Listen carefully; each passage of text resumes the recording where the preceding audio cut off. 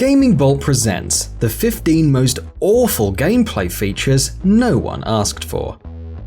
A lot of great video games end up having terrible gameplay mechanics. It goes without saying that a lot of terrible games share that distinction as well.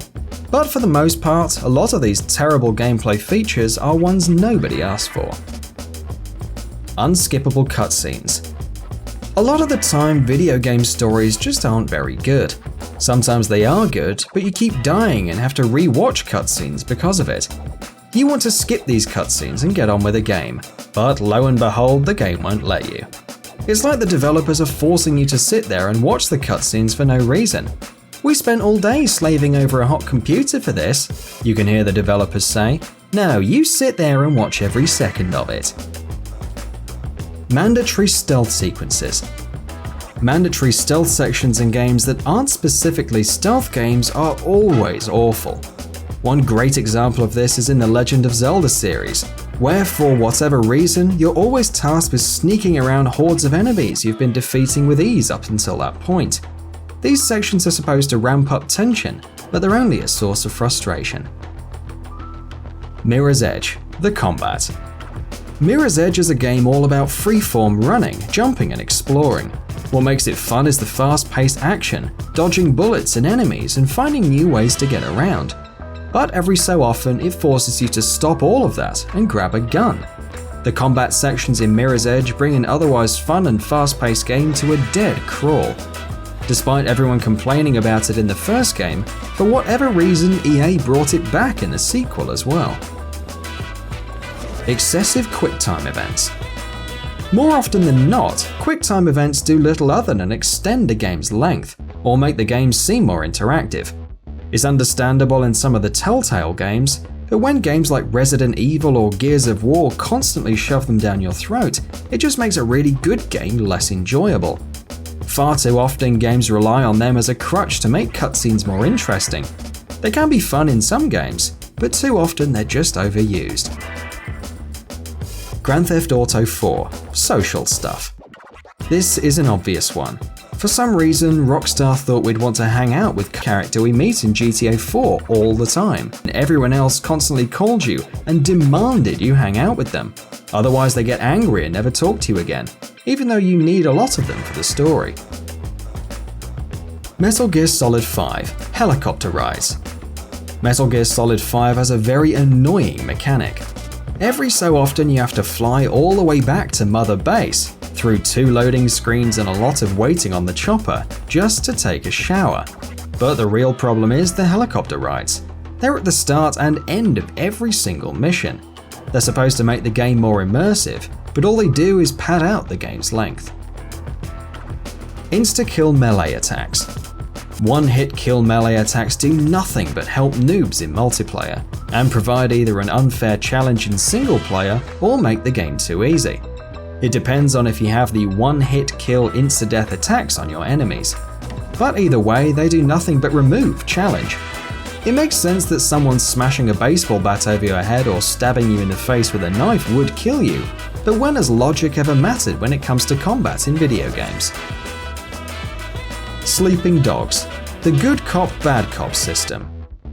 The good or bad cop meter in Sleeping Dogs could have been interesting. You play an undercover cop in the game, and your actions dictate how both the police and the gang you're in view you. Unfortunately, no matter what you do, nothing changes, and the game only has one ending. You spend the whole game worrying about getting busted or not, when in reality it didn't matter in the slightest what you did. Bullet Sponge Bosses. There are a lot of bad boss battles in video games. In theory, they should test the player on the skills they've learned throughout the game up until that point. But more often than not, game developers just make them a standard enemy with a really big health bar. As a result, you always end up running around them in circles, pumping bullet after bullet, grenade after grenade into them, until that health bar reaches 0. Rail shooter sequences. With the exception of Killer 7 and House of the Dead Overkill, rail shooters have been dead for about 2 decades.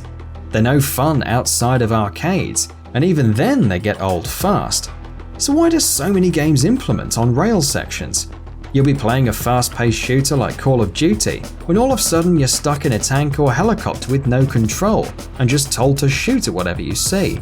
It's boring and comes across as the developers just running out of ideas. Pointless collectibles. Collectibles that serve no purpose other than for the sake of being collected really are just a waste of time. They're filler, preying on anyone with an obsessive need to collect objects and make that little counter say 50 out of 50 or 100 out of 100. Collecting things for the sake of the plot or getting some reward out of it is one thing, but more often than not you'll get nothing but an achievement or a trophy and a pat on the back. No Man's Sky. Just about everything. Hey, No Man's Sky sure looked fun when it first debuted, right? Imagine being able to explore all these big open planets with your friends. But wait, no. It turns out there actually is no multiplayer in the game at all. The center of the universe is literally nothing. Exploring is actually boring because there's nothing to actually do but look at stuff. Planets don't keep the names you give them after a certain point in time. Basically, the game we got was the exact opposite of what we were sold. Press start to continue screens. This is a minor pet peeve at best, but what's the point of these screens these days? Why can't a game just automatically start on the main menu? What's the point of making the player wait an extra second by pressing a button to then get to the main menu? It's kind of like how books these days always have a novel written on the cover. Utterly pointless, but inoffensive in the long run. Games that don't have a jump button. Chances are you've never heard of The Last Tinker. It's a modern-day 3D platformer much like Yooka-Laylee, trying to bring the genre back. Only problem? There's no jump button. Instead, you hold down a sprint button, and the character will automatically jump on and climb ledges for you. Now imagine having the same problem in other games like GTA or Far Cry.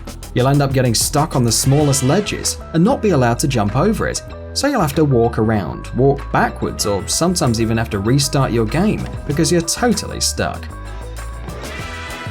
Games where you can't die. Prince of Persia 2008 is a good example of this.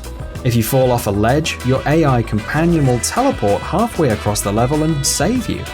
If you lose all your health in combat, your AI companion will be ignored by enemies and heal you instantly. Not everyone plays video games for a challenge, some just like to experience a story or explore a world. But what's the point of having combat or bottomless pits in games if they pose no threat whatsoever? And that wraps it up. What are your thoughts about this? Let us know in the comments below. And if you enjoyed this video, please like and share it on Twitter and Facebook. And why not consider subscribing? We upload some really cool videos almost every day. Thank you for watching this video and happy gaming!